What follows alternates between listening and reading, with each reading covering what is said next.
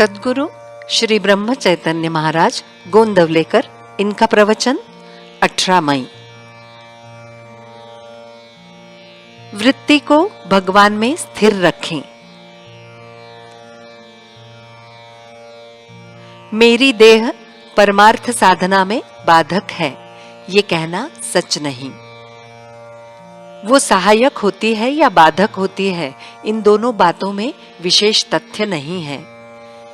ये देखें कि हमारी वृत्ति कहाँ उलझ गई है। भगवत भजन में दिन बिताना चाहिए ऐसा लगने लगा, लेकिन उसी क्षण संगति हुई खेल खेलने वालों की। उसका मन रखने के लिए यदि खेलने लगे तो भगवान के स्मरण से हटने लगेंगे, फिर परमार्थ कैसे सधेगा। माँ ने आज तक आपके लिए पसीना बहाया, छोटे से बड़ा किया। वही माँ ब्याह होने पर विषय में अड़चन होने लगी तो वो आपको दुश्मन लगने लगी। वास्तव में दोनों की देह में फर्क होने जैसा कुछ नहीं हुआ, लेकिन वृत्ति में परिवर्तन हुआ। हम विषय में ही उलझ गए तो उसे क्या कहा जाए। हम सुखी काहे से होंगे, ये हमने अपनी समझ से तय किया है, किंतु इस संसार में पूर्ण सुख अथवा पूर्ण दुख देने वाली क्या कोई चीज है? जो सच है या झूठ है, उसका हमें विश्वास नहीं होता। उसके बारे में हम व्यर्थ ही विचार करते रहते हैं। दूसरा आदमी जब हमें कष्ट देता है, उस समय उसमें 50% हमारी अपनी कल्पना ही होती है। बच गया 50%।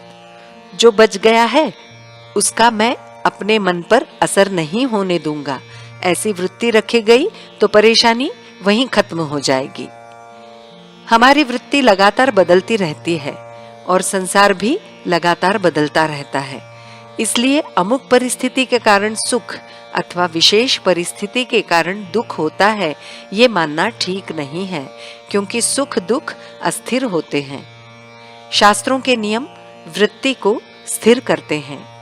भजन, पोथी वाचन, मंदिर निर्माण आदि बातें यदि वृत्ति में सुधार करने के लिए नहीं की जाएगी तो ये सब केवल मनोरंजन मात्र ही होता है, उनसे सच्चा फायदा नहीं होता। रेलगाड़ी प्रतिदिन काशी जाती है, लेकिन उसे कोई काशी यात्रा का पुण्य लाभ नहीं होता। काशी यात्रा का पुण्य लाभ होता है उन यात्रियों को जो उस रेलगाड़ी के भीतर बैठकर काशी जाकर गंगा स्नान करते हैं, विश्वेश्वर के भक्ति भाव से दर्शन करते हैं। वैसे ही केवल देह से पूजा पाठ करने से परमार्थ नहीं सधता। हमारी वृत्ति भगवान से संलग्न होनी चाहिए। भगवान का रूप लगातार सामने नहीं रखा जा सकता, लेकिन उसका रूप ध्यान में नहीं आया तो भी उसका हम नामस्मरण कर रहे हैं। इतना भी ध्यान में रहा तो भी हमारी वृत्ति में सुधार होगा। हमारी आंख में यदि धूलिकण भी चला जाए तो भी वो चुपता है। महीन धूलिकण से भी वृत्ति अधिक सूक्ष्म होती है और वो तो केवल भगवान की ही समझ में आती है, और इसके कारण उसके सामने धोखाधड़ी नहीं चलती। विषय भोग का मौका आने पर जो उसमें नहीं उलझता तो समझे कि उस पर भगवान की सच्ची कृपा हुई है।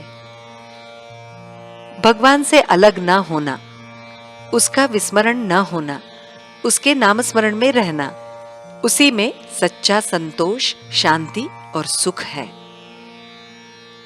वृत्ति स्थिर होना, शांत होना, उसी को संतोष कहते हैं, और भगवान के चिंतन में निरंतर वृत्ति रहने को ही समाधि कहते हैं।